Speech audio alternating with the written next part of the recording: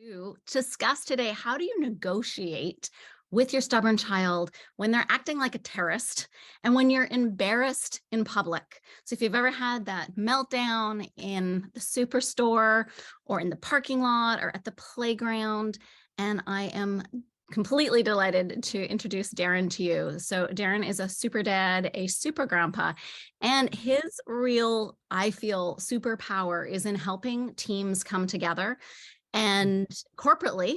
That's what he's known for right now. But he's done it as a coach with thousands of kids. And when I heard his story of how he handled his granddaughter, I was like, I want to make sure he can share this, but also share his wisdom around what is it that make teams, and in this case, your family team, work. So welcome, Yeah, Darren. thank you. Thanks for having me, Kelly. Happy to be here. I'm very passionate in speaking about teams, about winning, about moving forward. So, how as humans, because I know you're also such a great mindset coach, do we get Mm, stuck, where it's like, we're smarter than this. Our kids should know yeah, better. And yet we're dealing with the same misbehavior over and over again. And we don't like who they are. And often we don't like who we've become either. totally.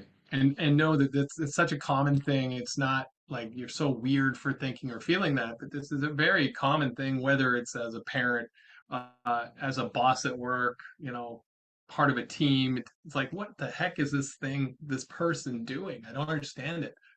The first thing I like to help people with is understand they are different than you. And so they have a different set of beliefs and systems, and how they see the world is very different than you do. In fact, most of the people I work with, I talk about, what is your standard in this area? What are your beliefs over here? To get really clear on it, like we're complicated. Like we're wonderfully and confusingly complicated humans. And so we're walking around complicated and weird, and so are our kids.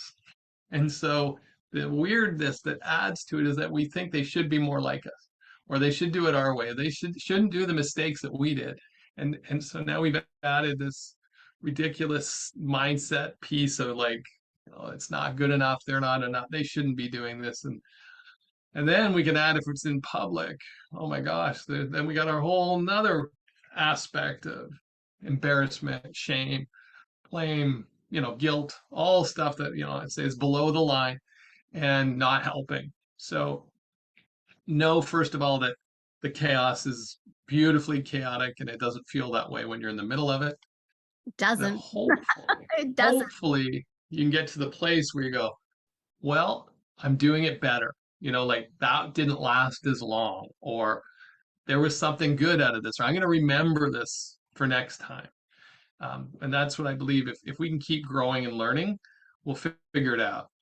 One of So, my yeah, favorite thoughts is this idea of make new mistakes. Like don't make the same mistake because we don't like it when others do it. So how about I don't? Let's try something new. And after a while, we'll find some stuff that works better than the stuff we're trying. great. So, what I'm hearing from you is making those shifts require trying on different things, doing Mhm. the unexpected, or doing, I often say, do silly, because sometimes it just jars us out of the same old, same old. So, if I am going to the grocery store and I'm bringing my Yes. child with me, and already in the back of my mind, I'm like, last time they did XYZ.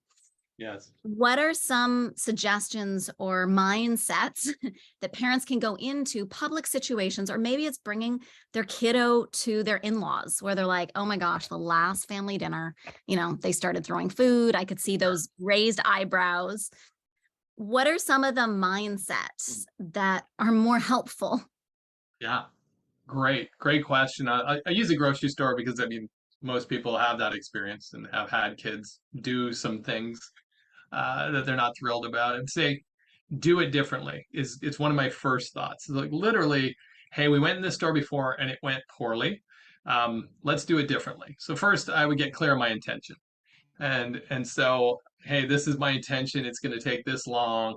This, I have a list of stuff I want to get.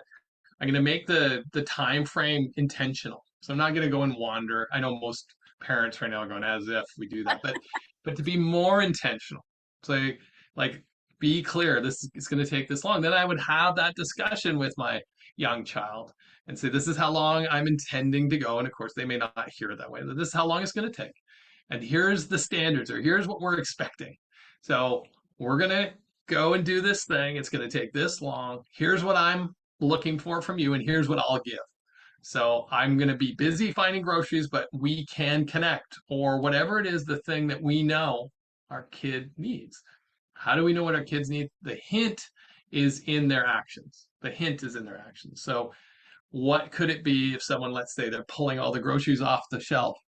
Then what need are they getting met? Well, when I'm in the middle of it, I'm like, I'm not thinking about their needs. I'm thinking about how ridiculous this is and how embarrassing this is and how awful this is and how shameful. Well, if I had time to think and go, I wonder what need they might be trying for. Maybe they just want to be tactile. So I got to bring something with me that they can hold, or I'm going to give them something and talk about what we're doing so that they can be involved.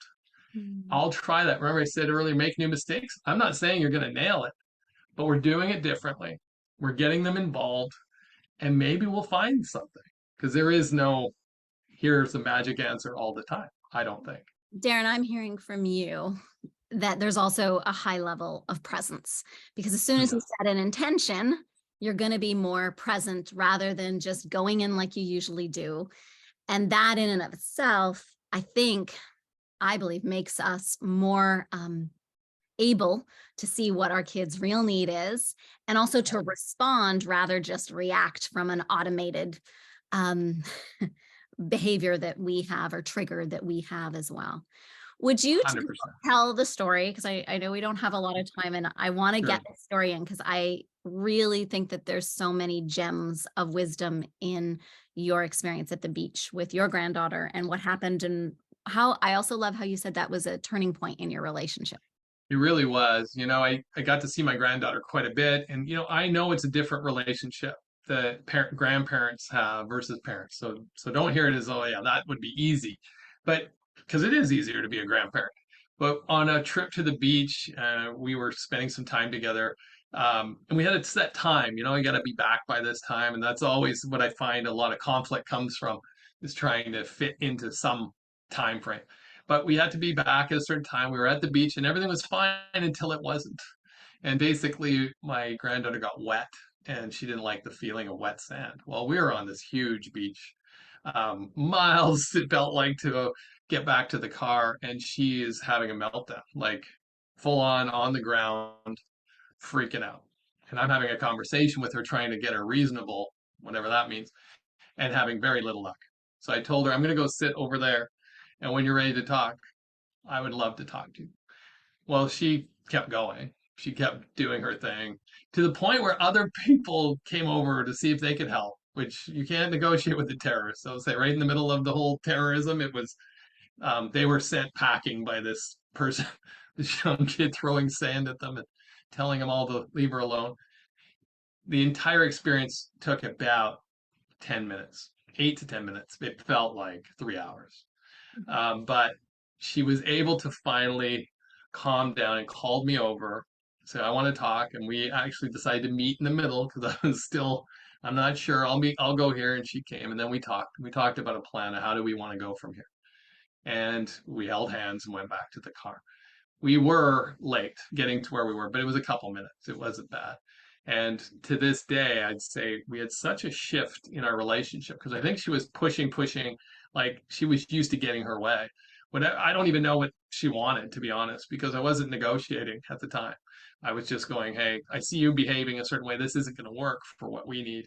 I will find a way to change the appointment, to change the time, because I'm not going to change my standards here. And I would say it has a lot to do with how we communicate today. She's older, wiser. I'm older, wiser. And I think we have a communication around this is the standard. This is where we're playing at. Yeah. And it was a really hard time. If you caught me in the middle of it, I don't know if this is going well, but looking back at it, I go, yeah, I used a lot of the work that I believe in. Mm. Um, and a couple other pieces I want to remind myself of and others is that if we start with strengths, when we're seeing somebody acting a certain way, we tend to go to here's what's wrong with them. here's the weakness in this. If you can get to strengths in your own mind, it changes the way you act and react. And for part of it, in this case, I'm telling, but I know one thing. My grandchild is very strong-willed. She's amazing. When she knows what she wants, that's what she's doing. So I saw her that way. So she must want this. This must be what she wants until she decides she wants something different. So I reminded her, we're going to go do something different when you're ready, but you are clearly not ready right now. But I held that for her. I didn't say it like you're better than this. I just thought it. I thought, no, she's strong-willed and she's stubborn when she's committed. She's committed to this right now until she commits to something else. Darren, The shift through I was want to easy. jump right in there because I think that's really Yeah. important because the strong-willed child part, you saw that as a strength. And many Yes. parents, if you're out there Right. right now watching, are like, are you kidding me? But all of our strengths can also be weaknesses, all of them, 100%. right? 100%. And so what I also heard you do in that moment is you accepted that she is strong-willed and this is what she must want.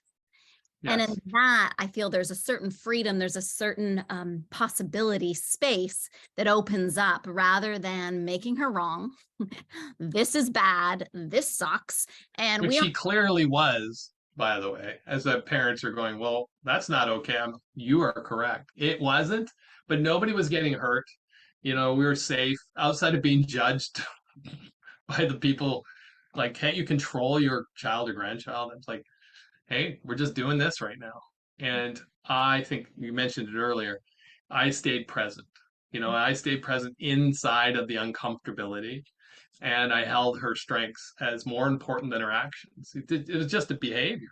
It's just a behavior. I actually think it's something much bigger that if I see their strengths, if I see what they're great at, I think I'm going to help them long term and short term. yeah, I love it. Thank you so, so much for your little gems, Thank um, you. and for being so open in My terms of pleasure. your experience. Thank you. If you like what you see here, please give it a thumbs up. And if you're not yet a part of my Stubborn Child Solutions Facebook group, I invite you to come on over to join the community and continue discussions just like this. Thank you so much, everyone.